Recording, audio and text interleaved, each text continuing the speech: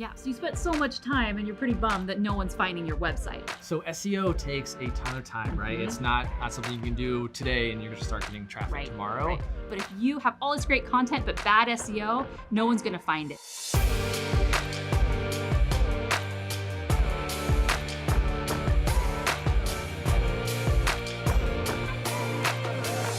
Welcome to the journey. I'm Neely. And I'm Morgan. And today we're talking about how to get traffic to your website. All right, so I've got this website. I've made it all super pretty. It's got cool animations. How do we get traffic to it? Yeah, so you spent so much time and you're pretty bummed that no one's finding your website. Well, the first thing you need to do is you need to put content on your website. So if you don't have articles, if you don't have a reason for people to be continually coming to your website, you need to give them a reason. So start publishing content regularly. Start a blog. It's the easiest thing that you can do. You can post whatever cadence you want, whether it's once a week, twice a week, 3 times a week, 4, 5, 6 times a week. I don't know. You pick what works for you and just start putting content out there.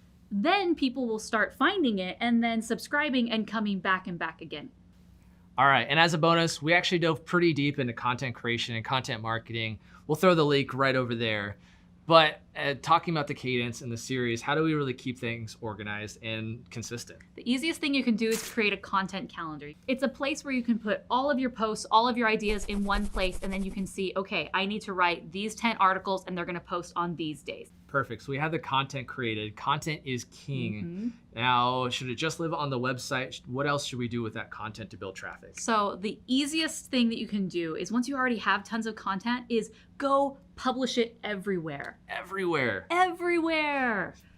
So for example, if I have a blog post and I took great photographs and it's 5 tips on how to be awesome, I should show the world and other places on YouTube, Pinterest, Twitter, Instagram. Hey, maybe I should share some of those 5 tips on those other places because I have followers. There are lots of people out there that don't just follow you on your blog. So you need to get that content out. There's people on Pinterest who don't even know you exist. So you need to make sure that you create a nice little Pinterest banner and it links back to your website because people will be searching and they'll find you and they'll become one of your new followers and readers. I like that. So that's super important. You create a banner for Pinterest and you repurpose that content for Instagram. Don't just copy pasta it everywhere, right? You have to make it for that platform. Yeah. Like Twitter, keep it super simple, super short. Include Instagram, one of the tips. Imagery is everything, especially the 5 photos, right? Make sure it's for that audience because they're there for a reason. Like if I'm on Instagram, I want to see imageries and things like that. I don't want to just see text. Yep. For YouTube, you basically have a script already written with that piece of content. So just get in front of a camera and share those 5 tips and publish to the YouTube world. There it is. And then you put little micro content everywhere else on YouTube and then back to your website. Just repurposed. It's like a circle. Just be everywhere and share. Share it all. All right, so we're repurposing content. We're putting it on social. We're putting it on a website. We're putting it where our followers are.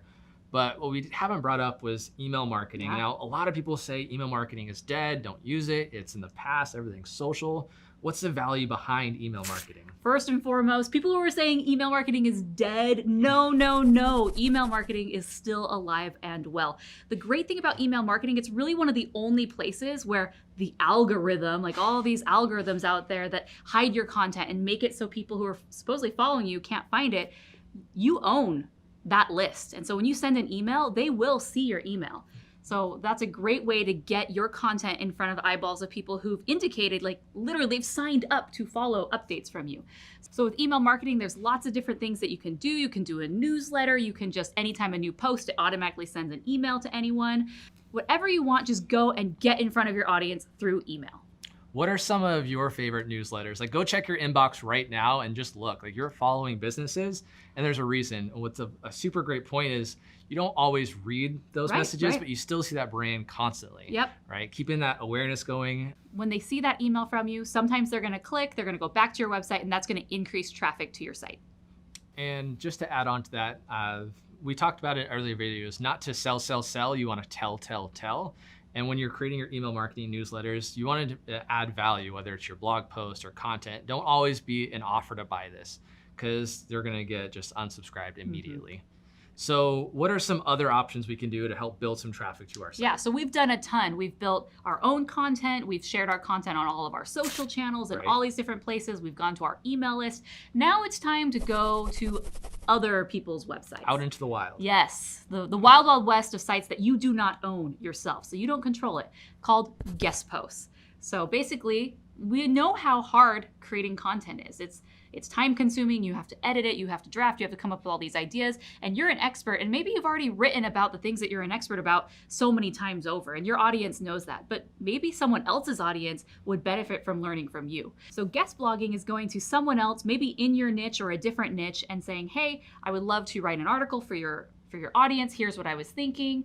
And what that does is you create very useful content. And then the most important is that somewhere in your bio or in that article, you have a link back to your website so that these new readers can find you and then go to your website, visit, and follow you from there. Not only that, that also builds backlinks, right? Yep. So that helps your SEO, it increases that traffic, which is what this video is about. That's perfect because that ties into SEO. Getting more traffic to your site means appearing on search engines. So if you aren't even appearing on the first page, you're basically dead. No one goes past the first search page of Google or any of the search engines. So you need to work on your SEO, which is your search engine optimization. So that way people, when they're searching for your keywords or your products or services, that you show up and they visit your site. We actually just did a video all about this. You can check it out right here. It's all the basics of SEO.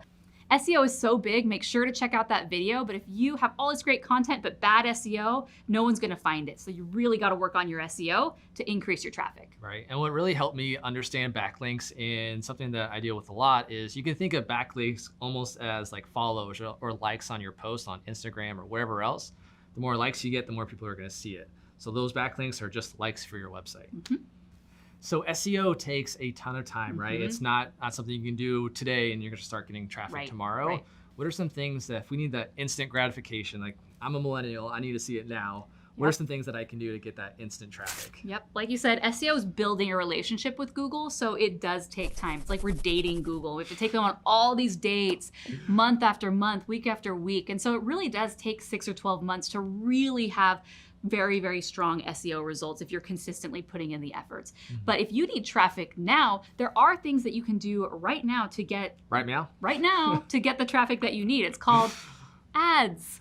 So ads on search engines are an easy way to have your website pop up at the top of the search results. But the problem with it is that it's pay to play. So if I have a $1,000 ad budget, every time that someone clicks that ad, it gets subtracted from my budget. And eventually, whatever the rate is, when my budget's gone, my website, poof, it no longer appears on the search result. But ads do work. We love Google. That's why we use it every single day, multiple times per day. So people love Google and they do trust the ads. So if you need people to buy your product right now, you might want to look into a PPC campaign to get that traffic. Right, that pay-per-click. And Google's not the only place you can do it. I'm sure you've scrolled on Facebook or on Instagram or Twitter and you've seen the ads there too. Like you need to be where your audience is. Like Google's probably the most relevant because people are searching for those exact terms. So you're gonna get that instant and click. But as far as brand awareness and just random clicks to the site, those social media platforms are probably pretty good too. Speaking of social ads can be very targeted because they know everything about your demographics, what you like, what you don't like. It's a bit scary. All right, so we're doing all these things to build traffic to our website, but how do we know what's working? Analytics. So if you do not have Google Analytics installed on your website, you need to stop and go install it right now because it has so much information about who's visiting your website, when they're visiting your website, how long, what pages they're visiting, when they're leaving. It's so much information and it will help you understand which of your articles that you spent a lot of time creating are getting the most traffic, where they're coming from, what search terms people are searching to find those articles. And so you'll be able to see very quickly what are your top performers and what are your duds. And so you can stop working on the things that aren't working and building more content that people are actually searching for. So Google Analytics, you could do a whole video just on that. There's master courses just on Google Analytics. But even just having the basic installation will give you enough information so you can continue building content that your audience wants, which will bring more traffic.